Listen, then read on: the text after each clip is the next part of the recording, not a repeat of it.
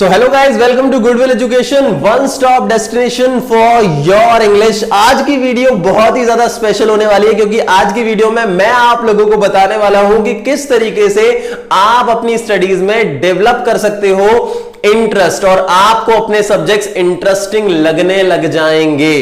तो आज मैं आपको बताने वाला हूं कि कैसे अगर आप पढ़ते हुए बोर फील करते हो तो आप किस तरीके से ज्यादा टाइम के लिए पढ़ सकते हो और आप बिल्कुल भी बोर नहीं होगे। और ये सारी की सारी चीजें जानने के लिए इस वीडियो को एंड तक जरूर देखना है और एक एक पॉइंट को ध्यान से समझना है। और वीडियो अगर लास्ट में अच्छी लगे तो वीडियो को लाइक जरूर करना है, चैनल को सब्सक्राइब करके बेल आइकन को जरूर हिट करना है ताकि ऐसी ही वीडियोस आप लोगों के लिए हम बनाते रहें और आपको ये वीडियोस मिलती रहे। तो गाइस, सबसे पहली चीज, अगर कोई बच्चा पढ़ाई में बोर होता है, पढ़ते पढ़ते उसे उबासी आती है, नींद आने लगती है, तो उसका क्या रीजन हो सकता है? तो इसके लिए आपको इस बात को समझना होगा, ऐसी कौन सी चीज है जिससे वो बच्चा बोर नहीं होता। जस्ट इमेजिन, अगर आप एक स्टूडेंट हो और आपका पढ़ाई में इंटरेस्ट नहीं है, आप बोर हो जाते हो, आपको उबासी आने लगती है, तो उसका क्या रीजन हो सकता है? इसके लिए आप ये सोच सकते हो कि ऐसी कौन सी चीज है जिसको पढ़ते हुए, जिसके बारे में सोचते हुए, जिसको देखते हुए आपका जो मन है वो पूरे तरीके से उसी जगह पर होता है। Just imagine about those things. वो चीज कोई वीडियो गेम हो सकती है, वो चीज कोई थ्रिलर मूवी हो सकती है, या कुछ और भी हो सकता है। तो अगर वहां पे आप बोर फील नहीं कर रहे तो उसका रीजन क्या है? What is the reason? Tell मी।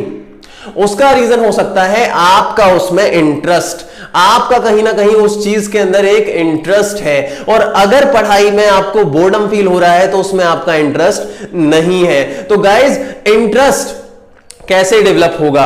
तो कहीं ना कहीं इंटरेस्ट डेवलप होता है क्यूरियोसिटी से। Interest comes with curiosity. जब तक आपके अंदर किसी चीज को लेके जिज्ञासा नहीं होती, आपके अंदर किसी चीज को लेके क्यूरियोसिटी नहीं होती, तब तक आप उस चीज में इंटरेस्टेड दिखाई नहीं पड़ते। अगर आप किसी मूवी में इंटरेस्ट शो कर रहे हो तो आप क्यूरियस हो ये जानने के लिए कि लास्ट में क्या होने वाला है। जस्ट इमेजिन, अगर आपने एक मूवी ऑलरेडी देखी हुई है तो क्या आप उस मूवी में इंटरेस्टेड फील करोगे? नहीं करोगे ना, क्योंकि आपको सब कुछ पहले से ही पता है। इसी तरीके से गाइज, अगर आप किसी भी सब्जेक्ट को लेके बोरिंग फील करते हो, आपको बोर्डम फील होता है, तो उसके लिए बहुत ज्यादा जरूरी होगा कि आपका इंटरेस्ट उस सब्जेक्ट में डेवलप हो। और इंटरेस्ट को डेवलप करने के लिए आपको क्या करना होगा? तो गाइज, हमारा स्टेप नंबर 1 क्या है? Develop your interest. Develop your interest मतलब कि आपको अपना इंटरेस्ट डेवलप करना है उस सब्जेक्ट में। अब आप कैसे इंटरेस्ट को डेवलप कर सकते हो?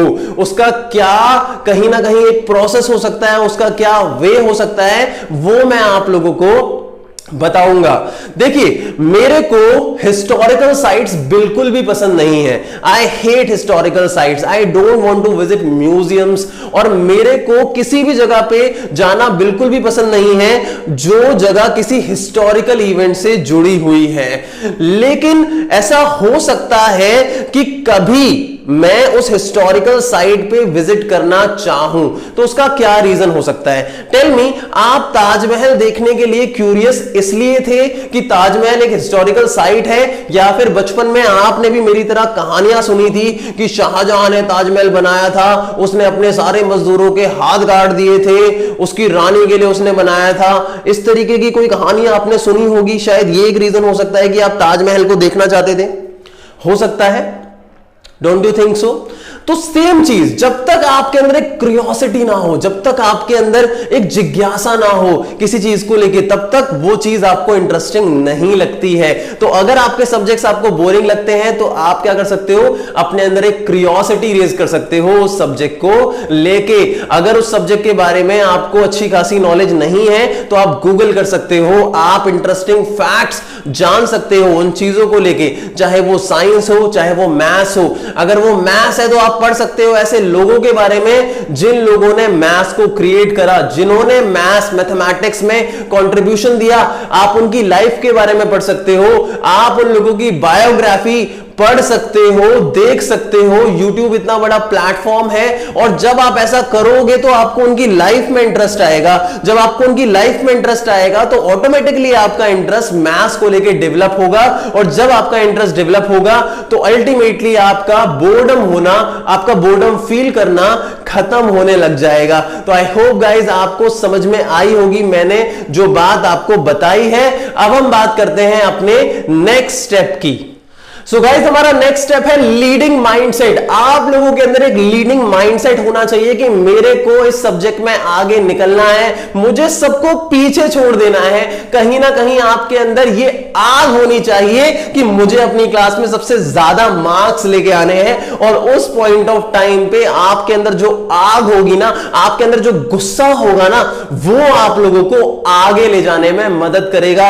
इसका मतलब यही है कि अगर आपका फ्रेंड आपसे ज्यादा मार्क्स लेके आ रहा है, उस टाइम पे आपका गुस्सा आपको मोटिवेट करेगा पढ़ने के लिए। आपका इंटरेस्ट हो या ना हो आप पे डिपेंड नहीं करता, आपको पढ़ना होगा और आप जरूर पढ़ोगे। याद करो वो पर्टिकुलर टाइम जब किसी को इंप्रेस करने के लिए पढ़ाई की थी ना, और उस टाइम पे रिजल्ट बेहतर ही आया होगा।